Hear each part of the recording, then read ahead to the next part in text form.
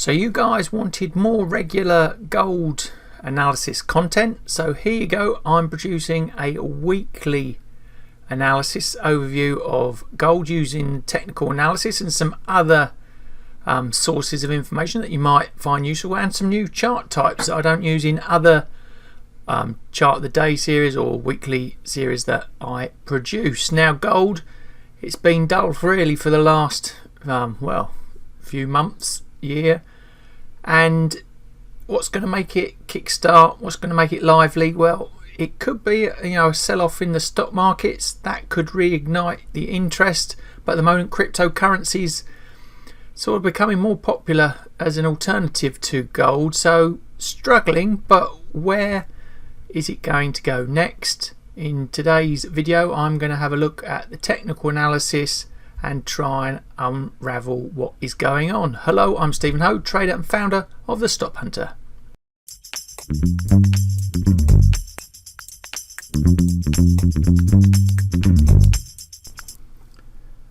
So before we can carry on, a risk warning for you to pay close attention to. The content in this video is not investment advice, so please seek the advice, help of financial professionals or financial advisors before investing and trading. And trading and investing involves a high degree of risk and your money is at risk, so be very careful. So with that out the way, let's get on with the analysis. What does the weekly line chart for gold tell us or show us?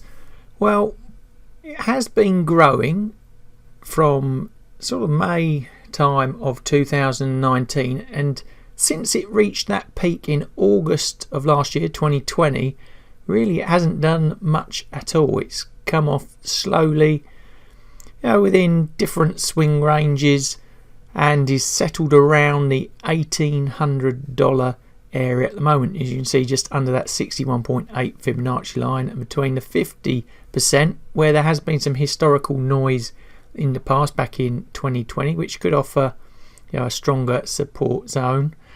But at the moment, really, I know there's probably fundamental reasons for it, but we're just addressing the technicals here, that at the moment very stale and sideways, even slightly bearish in the sort of medium term, which contradicts that longer term more bullish uptrend. But overall at the moment looking very neutral. Now if you watch my weekly oil analysis videos, you'll be familiar with this chart setup. It's the Heikin Ashi daily chart, but we've got seasonality and commitment of trader information on here just to give us a different angle into drawing a conclusion what we think is going on with, in this instance, gold. And seasonality, it was, in my opinion, I used to trade this quite a lot as a professional, much more seasonal around, say, Chinese and Indian festival buying, maybe more acting like a currency at the moment. It's a safe haven type product, but that has been watered down by, like I said in the introduction, the cryptocurrency factor. But going to the seasonality, peaking, flattening at the moment in terms of commitment of traders. I don't use the red line, which is commercials. I use the black COT index, and that is made up of large speculation. You see how that follows the price just coming off as the price comes off, so the two marrying up as expected. I look between those 90 and 10 lines, breaking of those for interesting movements in the price. So at the moment just coming off weak, neutral sort of feel to that sentiment in both the COT and seasonality. Now this is a chart type I haven't used before in my daily or weekly analysis videos, but I do use it in my own personal trading. It's one of my favorites for spotting reversals, turning points in the price. It's very good for that, and it's called the line break chart, and I've got it set up as a 4 line break here to sort of make the trend a bit more transparent and easy to translate. And at the bottom I've got a regression indicator, black being bullish, red bearish, and I've got a couple of Bollinger Bands on there for different stop loss, entry exit purposes. But I'm going to use this chart for giving me a trend direction and a reversal in price. So at the moment, right at the end there, we've got a red bar coming down, so price coming off, so a bit bearish in sort of run. Now if you were to trade this purely as a line break chart, you'd have come in around about 1808 as your sell, because I use a 4-2 buy sell rather than the 4-4. If you were using a 4-4 process, you would be coming in right now to go short, but I'm a bit more aggressive and use a 4 bar line break chart with a 2 bar buy and sell application. And like I say, at the moment it's a short position in the line break chart, but as you can see, if you just go back over that chart,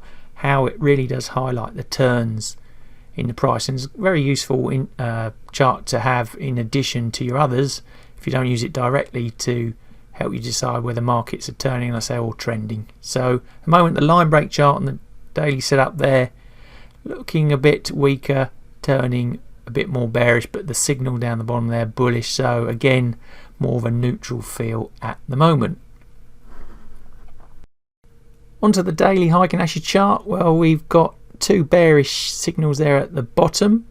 In regards the volatility, we can see that's also down at lows and under its moving average. We can see how it spikes up above there, and occasionally going back over time there, and brings in some decent price moves. So that's something to watch out for. Maybe use Bollinger Bands to get your way in using the volatility applications that provides. If we go up to the price, we can see that the 2 standard deviation plus minus regression trend line on there, the pink and blue lines. Price has been behaving within those boundaries pretty much at the moment, sitting in the middle, and we got the pink box breakout strategy there, and at the moment price sitting there after falling off just from below the top of that pink bar there into a more neutral weak bearish position.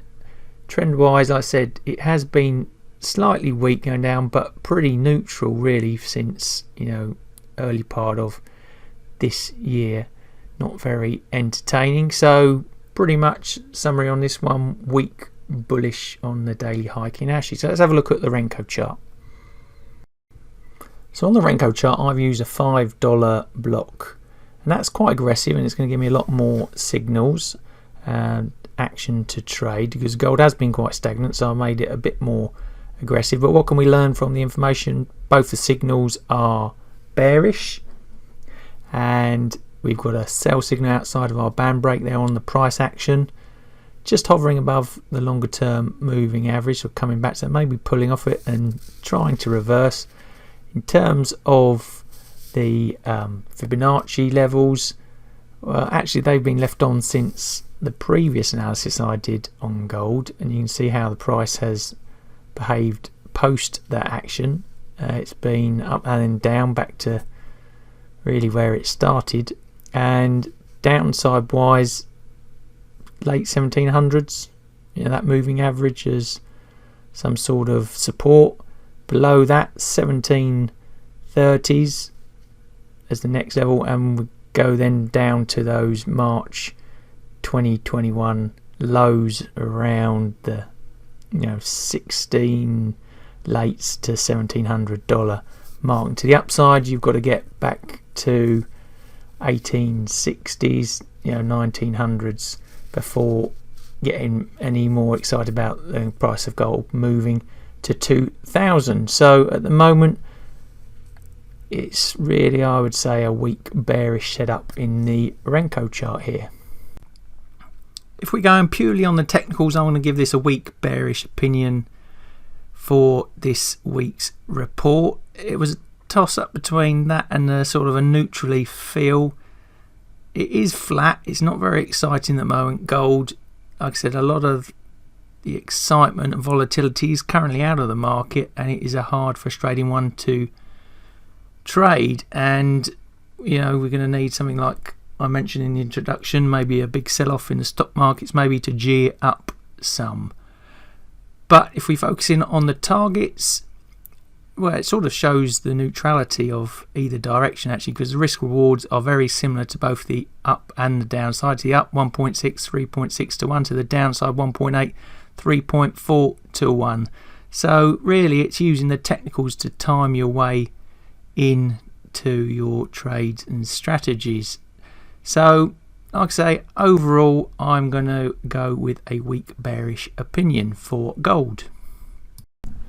Gold I'm finding very frustrating at the moment and giving it a weak bearish outlook. At the moment, it was much more excitable, more volatile many years ago. It has become a bit stagnant, but I think that's due to many reasons, from the COVID pandemic to the rise of the cryptocurrencies, the change in safe haven, sentiment.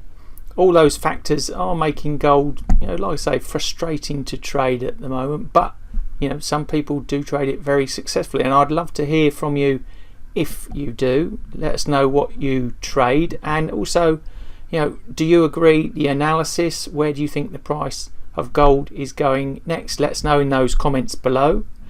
And if you've liked the technical analysis, want to learn even more about such chart types as the line break that we looked at, I'll put a link in the description below for you to follow so you can learn more there. So if you've liked today's video, please give us the thumbs up. Don't forget to hit the subscribe and bell buttons to receive future notification of content I'm going to produce just like this. And all that's left for me to say is thanks for watching, good luck with the trading, and I'll see you in the next video.